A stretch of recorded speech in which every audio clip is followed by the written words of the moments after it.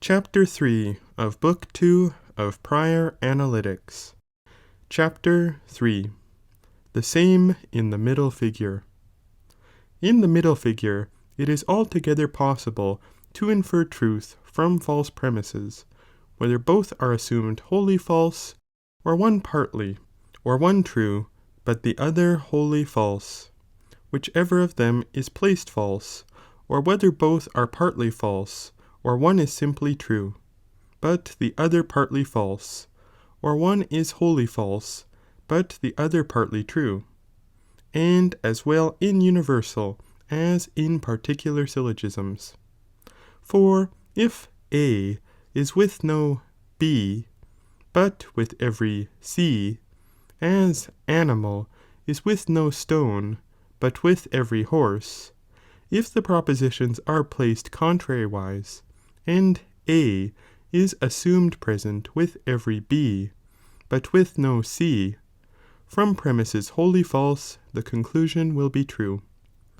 Example 1. Every stone is an animal. No horse is an animal, therefore no horse is a stone. Likewise, if A is with every B, but with no C, for the syllogism will be the same. Example 2.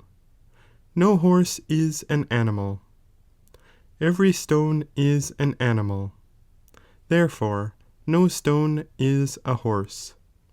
Again, if the one is wholly false, but the other wholly true, since nothing prevents A from being with every B and with every C, but B with no C, as genus with species not subaltern, for animal is with every horse, and with every man, and no man is a horse. If then it is assumed to be with every individual of the one, but with none of the other, the one proposition will be wholly false, but the other wholly true, and the conclusion will be true to whichever proposition the negative is added. Example 3. Every horse is an animal. No man is an animal, therefore no man is a horse. No horse is an animal. Every man is an animal, therefore no man is a horse. Also, if the one is partly false, but the other wholly true, for A may possibly be with a certain B, and with every C, but B with no C, as animal is with something white, but with every crow, and whiteness with no crow. If then A is assumed to be present with no B, but with the whole of C, the proposition A, B will be partly false, but A, C wholly true, and the conclusion will be true. Example 4. Nothing white is an animal. Every crow is an animal, therefore no crow is white. Likewise, when the negative is transposed, since the demonstration is by the same terms. Example 5. Every crow is an animal. Nothing white is an animal, therefore nothing white is a crow.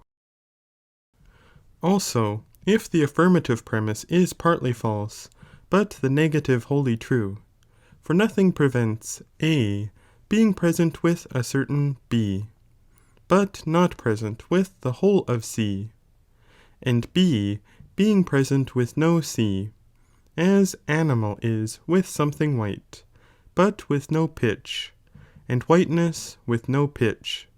Hence, if A is assumed present with the whole of B, but with no C, A, B is partly false, but A, C wholly true. Also the conclusion will be true. Example 6. Everything white is an animal. No pitch is an animal. Therefore, no pitch is white. Also, if both propositions are partly false, the conclusion will be true, since A may concur with a certain B, and with a certain C, but B with no C, as animal may be with something white, and with something black, but whiteness with nothing black.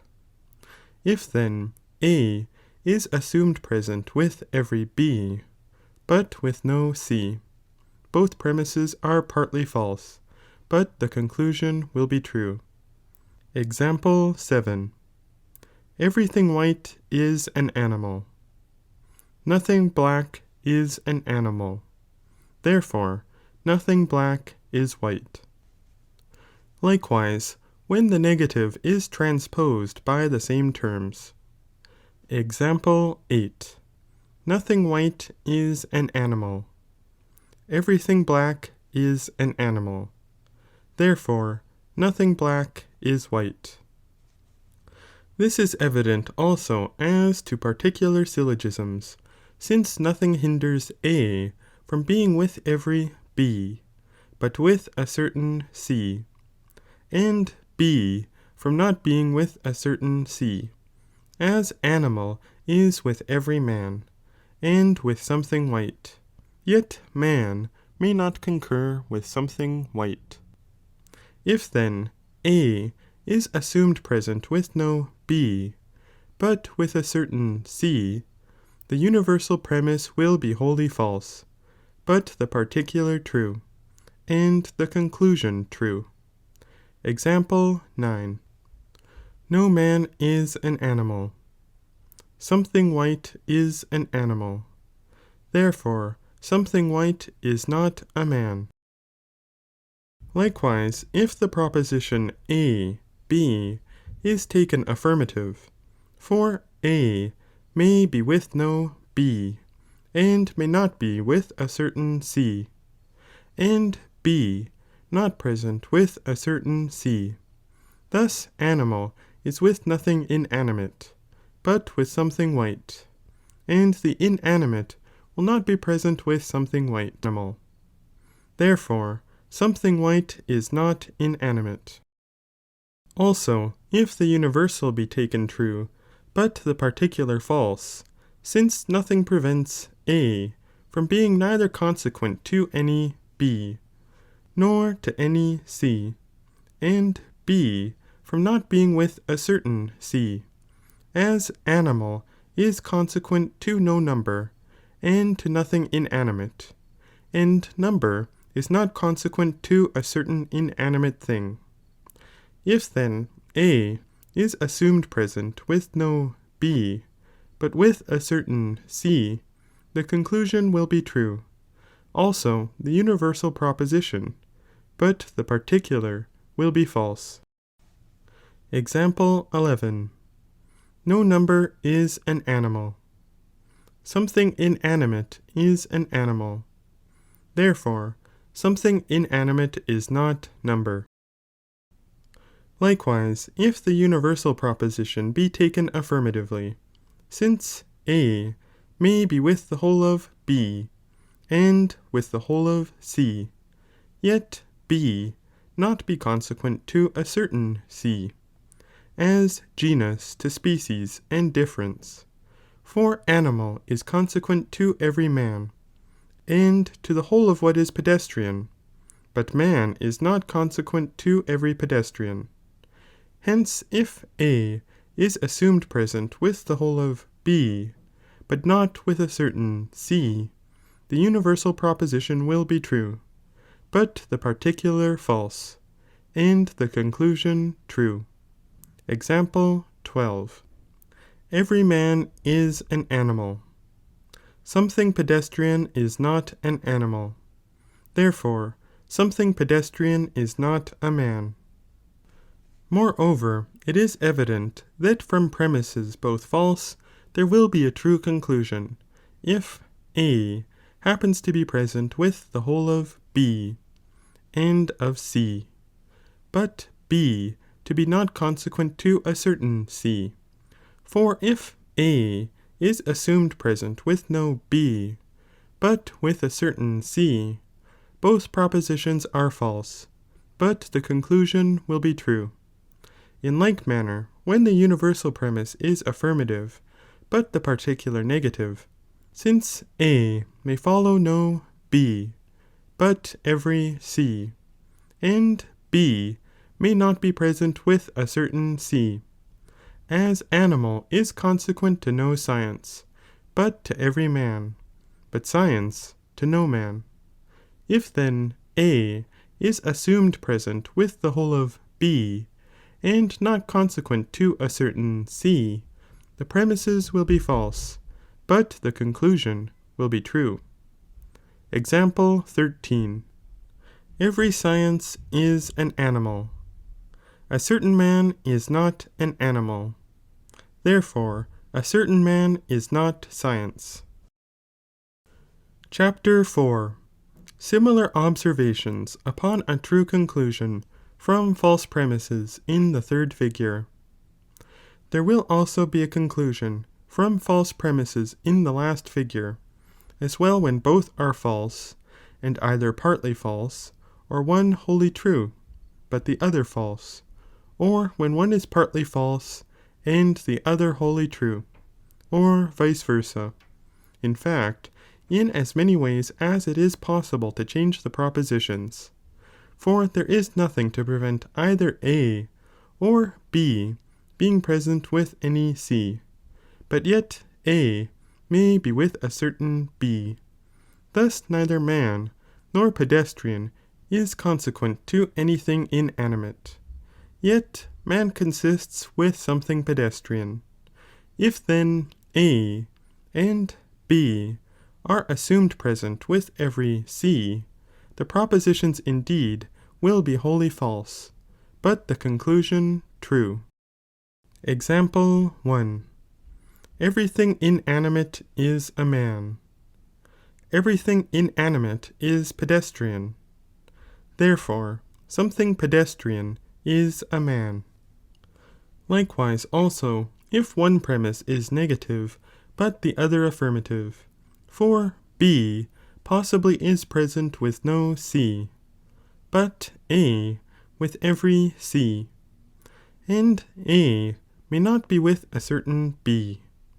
Thus blackness consists with no swan, but animal with every swan, and animal is not present with everything black. Hence if B is assumed present with every C, but A with no C, A will not be present with a certain B, and the conclusion will be true, but the premises false. Example 2. No swan is an animal. Every swan is black. Therefore, something black is not an animal. If, however, each is partly false, there will be a true conclusion, for nothing prevents A and B being present with a certain C, and A with a certain B, as whiteness and beauty are consistent with a certain animal, and whiteness is with something beautiful. If then it is laid down that A and B are with every C, the premises will indeed be partly false, but the conclusion true. Example 3. Every animal is white. Every animal is beautiful. Therefore, something beautiful is white. Likewise, if A, C is taken as negative, for nothing prevents A not consisting with a certain C, but B consisting with a certain C, and A not consisting with every B, as whiteness is not present with a certain animal, but beauty is with some one, and whiteness is not with everything beautiful, so that if A is assumed present with no C, but B with every C, both premises will be partly false, but the conclusion will be true. Example 4. No animal is white. No animal is beautiful. Therefore, something beautiful is not white. Likewise, if one premise be assumed wholly false, but the other wholly true, for both A and B may follow every C, but A not be with a certain B, as animal and whiteness follow every swan, yet animal is not with everything white. These terms therefore being laid down, if B be assumed present with the whole of C, but A not with the whole of it, B, C will be wholly true, and A, C wholly false, and the conclusion will be true. Example 5. No swan is an animal. Every swan is white. Therefore, something white is not an animal. So also if B, C is false, but A, C true.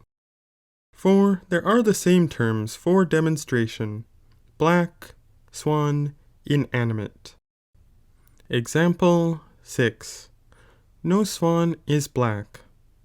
Every swan is inanimate. Therefore, something inanimate is not black. Also, even if both premises are assumed affirmative, since nothing prevents B following every C, but A not wholly being present with it, also A may be with a certain B, as animal is with every swan, black with no swan, and black with a certain animal. Hence if A and B are assumed present with every C, B, C will be wholly true, but A, C wholly false, and the conclusion will be true. Example 7. Every swan is black. Every swan is an animal. Therefore, some animal is black. Similarly again, if A, C is assumed true, for the demonstration will be through the same terms. Example 8. Every swan is an animal. Every swan is black. Therefore, something black is an animal. Again, if one is wholly true, but the other partly false, since B may be with every C, but A with a certain C, also A with a certain B, as biped is with every man, but beauty not with every man, and beauty with a certain biped. If then A and B are assumed present with the whole of C, the proposition B, C is wholly true, but A, C partly false. The conclusion will also be true. Example 9. Every man is beautiful. Every man is a biped. Therefore, some biped is beautiful. Likewise, if A, C is assumed true, and B, C partly false, for by transposition of the same terms there will be a demonstration. Example 10. Every man is a biped. Every man is beautiful. Something beautiful is a biped. Again, if one is negative and the other affirmative, for since B may possibly be with the whole of C, but A with a certain C, when the terms are thus, A will not be with every B. If B is assumed present with the whole of C, but A with none, the negative is partly false. but the other wholly true, the conclusion will also be true. Moreover, since it has been shown that A, being present with no C, but B with a certain C, it is possible that A may not be with a certain B. It is clear that when A, C is wholly true, but B, C partly false, the conclusion may be true. For if A is assumed present with no C, but B with every C, A, C is wholly true, but B, C partly false. Nevertheless, it appears that there will be altogether a true conclusion by false premises in the case also of particular syllogisms, for the same terms must be taken as when the premises were universal, namely in affirmative propositions, affirmative terms, but in negative propositions, negative terms, for there is no difference whether when a thing consists with no individual, we assume it present with every, or being present with a certain one, we assume it present universally, as far as regards the setting out of the terms. The like also happens in negatives. We see then that if the conclusion is false, those things from which the reasoning proceeds must either all or some of them be false, but when it, the conclusion, is true, that there is no necessity, either that a certain thing, or that all things should be true, but that it is possible, when nothing in the syllogism is true, the conclusion should nevertheless be true, yet not of necessity.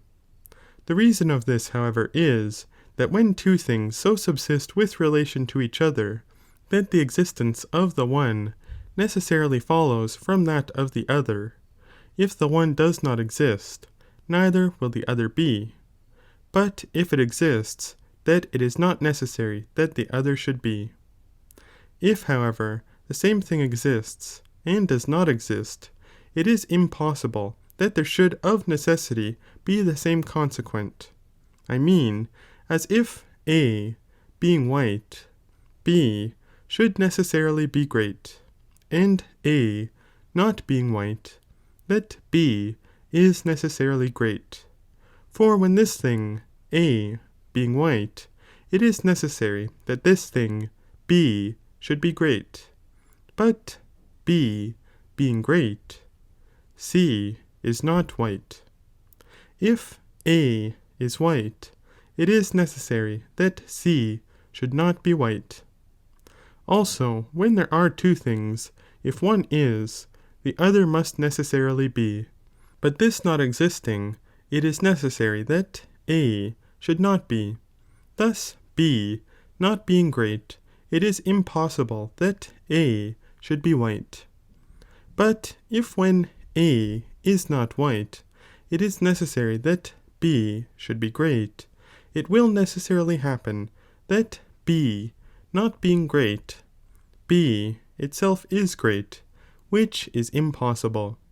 For if B is not great, A will not be necessarily white, and if A not being white, B should be great, it results as through three terms, that if B is not great, it is great. Example 11. If A is not white, B is great. If B is not great, A is not white. Therefore, if B is not great, it is great. End of chapter 4 of book 2. Recording in memory of Mitchell Edwards.